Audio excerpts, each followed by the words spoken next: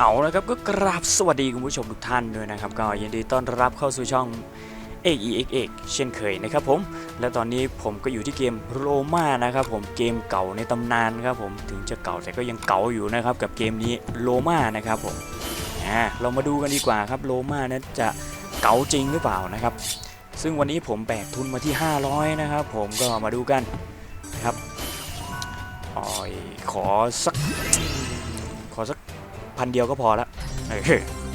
เอาเปิดมาก็เข้าฟรีสปินเรียบร้อยนะครับผมก็คือ4คอมโบนั่นเองนะครับก็จะได้ที่4สปินมาดูกันเลย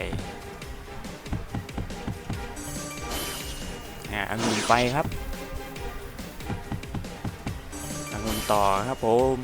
แต่ยังไม่มีคอมโบนะครับโอ้โหเนี่ยผมไม่เข้าใจว่าลายเมื่อกี้ทำไมมันไม่ให้เว้ยเย้ได้มาที่30นะครับผมไปขอเพิ่มเบ็ดไปที่9เลยกันนะครับมาดาบต่อครับผมองุ่นไหมอ้าวแจกันนะครับผมโล่ไม่เข้านะครับโล่ไม่ไหลนะครับไม่งั้นเข้าฟรีสปินอีกแน่นอนครับผม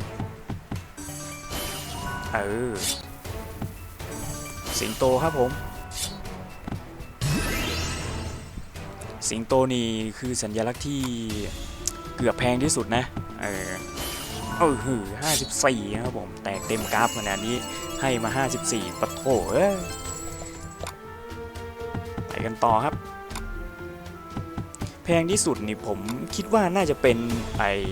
รูปอัศวินนะเขาเรียกว่าอะไรนะอะไรวะนั่นแหละ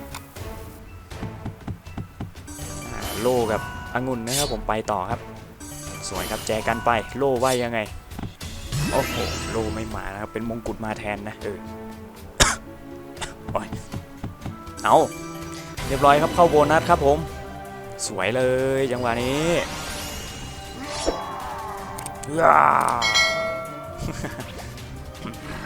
ผมเลยอย่างชอบเลยเกมแม่งอย่างเดือดแต่เสียงเปิดเกมนี่มันหลบได้วะเอาดอกที่2หลบไม่ได้โดนเข้าไปครับ90นะครับผมมาเอานี่แล้วกันโอ้โหเป็นโล่นะโดนเลยครับหักชีวิตไป1ชีวิตนะครับผมมาเอาอันแรกนี่แหละมาโล่อีกแล้วโอ้ดาบคู่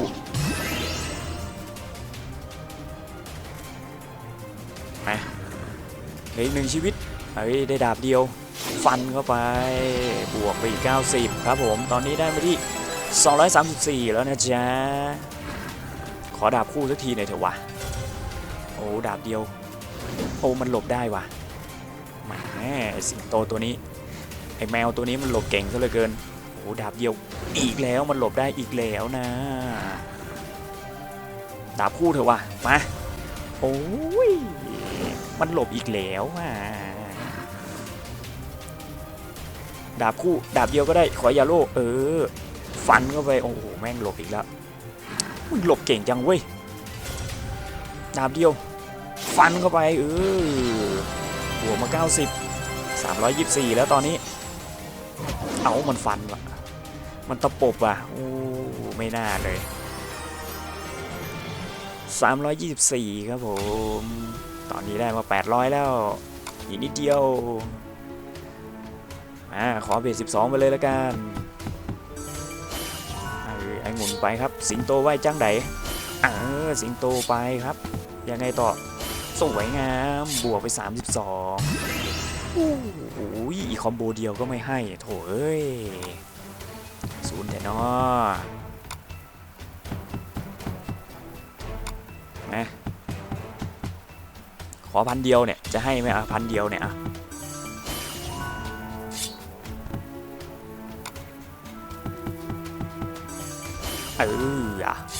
ดาบว่าจังไดโอ้ยดาบว่ามาเนาะแจกันไปองุ่นองุ่นแม่งมาเต็มเลยแต่คนละที่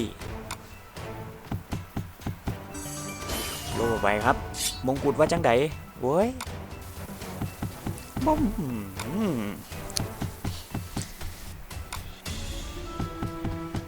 มาอีกสักทีสิเอาฟันสิงโตเล่นอีกสักทีดูให้บอ100แจ๋วสวยเลยจังหวะนี้899นะจังหวะนี้เดี๋ยวผมขอเทอร์โบไปแล้วกันไปเพื่อความรวดเร็วนะจ๊ะเทอร์โบจัว112ไม่มีคอมโบต่อนะ900แล้วอีกนิดเดียวอีกนิดเดียวโอ้โหฝนจะตกได้ยินเสียงฟ้าร้องกันไหมครับเนี่ยลายแล้วทำไมมันไม่ให้อะผมไม่เข้าใจเลยเอาวะเอาวะเอาวะมันนิ่งวะเฮ้ยนิ่งวะเฮ้ย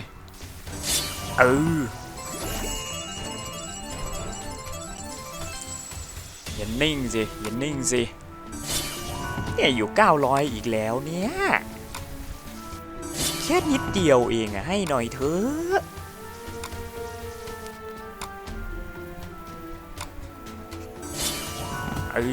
สวยไปอีก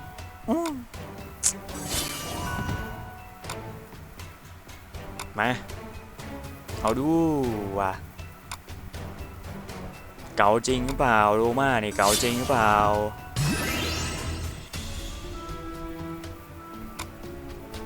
มาเอาเทอร์โบออกดูซิไปเผื่อมันจะมานะ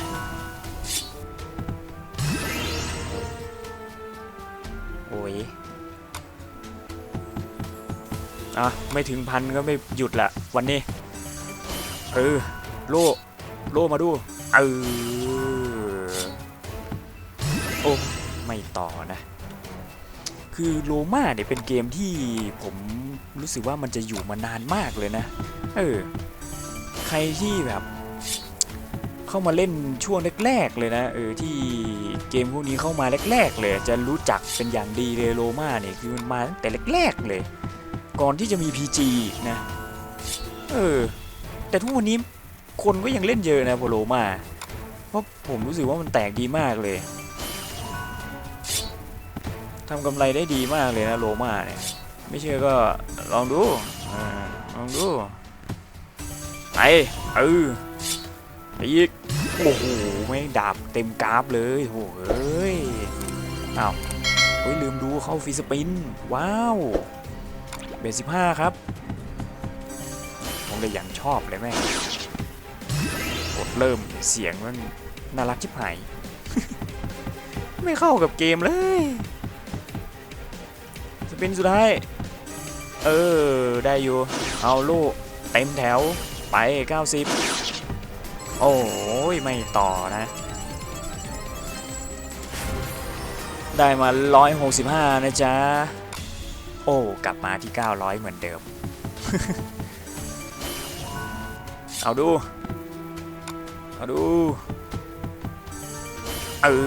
3-4บวกไปมาอีกโอ้มา0แทนอไป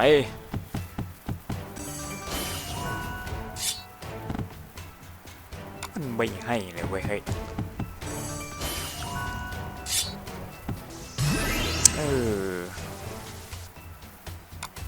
ไปไม่ถึงพันก็ไม่เลิกแล้วไม่ได้ก็หมดมี2อย่างนี่แหละคอมโบเดียวอีกแหละ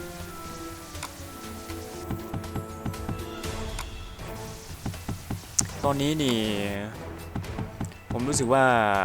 PG นี่จะไม่ค่อยแจกนะผมก็เลยลองมาหาเล่นดูค่ายอื่นดูบ้างนะค่ายอื่นๆนี่ก็เขาแจกกันดีนะแต่ PG ทำไมไม่ค่อยแจกเลยผมไม่เข้าใจเลย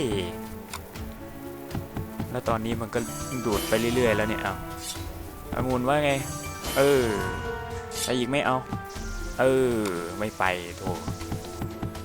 เนี่ยลายนี้อีกแล้วลายนี้มันไม่ให้เนี่ยทำไมวะ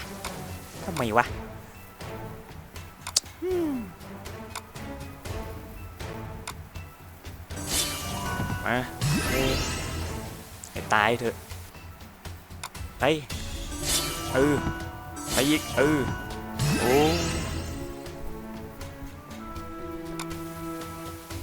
โอ้โหวายวาย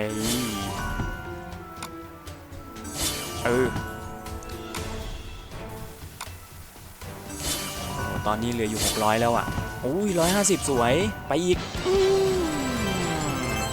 ได้มา170นะจ๊ะกลับมา800ครับ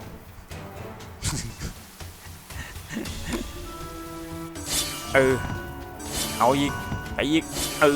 อีกทีเดียวโอ้ยหนอสูหนอแม่งเอ้ยถ้าสูงกว่า15มันก็30เลยอ่ะสูงไปไม่เอาไม่กล้าเสี่ยง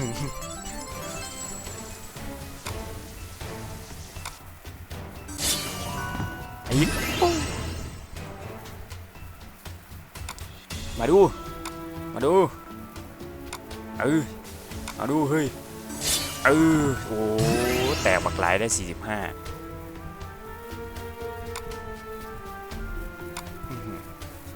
โบนัสนี่ต้อง3ตัวนะครับแล้วก็อยู่ในไลน์ที่มันให้ด้วยนะเกมนี้นี่คือแบบโอ้โหซับซ้อนนะโอ้115แจ๋วกลับมาที่800 มาเอาดูวะ30นี่มาถึงไม่เอาไปอีกโอ้ยนอน160ไปอีกเอาอีกทีนึงโอ้โห190ถึงแล้วถึงสักทีเอามือลั่นซะงั้นเอาขอสักทีนึงสิวะแม่งเอ้ยมือลั่นนี่เป็นเหตุกามา1,000ไหมโอ้ยังไม่ถึงอยู่หัวมันนี่โอ้ตายแล้วความมือลั่นเนาะความมือลั่นเอามาไม่ได้ก็หมดแล้วไปอีกนิดเดียวเบ็ด30ไปเลยเนี่ยมาดาบไปสวยเลย240แจ๋วโอเคเลยจังหวะนี้เอาเข้าฟรีด้วยสวยเลยครับผมไปอีกเอาอีกคอมโบ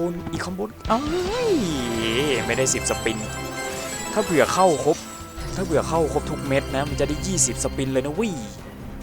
โอเคครับก็เป็นยังไงกันบ้างครับสำหรับเกมโรม่าครับผมเป็นเกมที่แตกดีอยู่หรือเปล่านะก็ลองมาเล่นดูนะครับผมนะก็ฝากไว้ด้วยแล้วกันนะครับก่อนจะจบคลิปนะก็ฝากกดไลค์กด Subscribe ช่องผมเพื่อเป็นกำลังใจให้ผมทำคลิปต่อไปด้วยแล้วกันนะครับ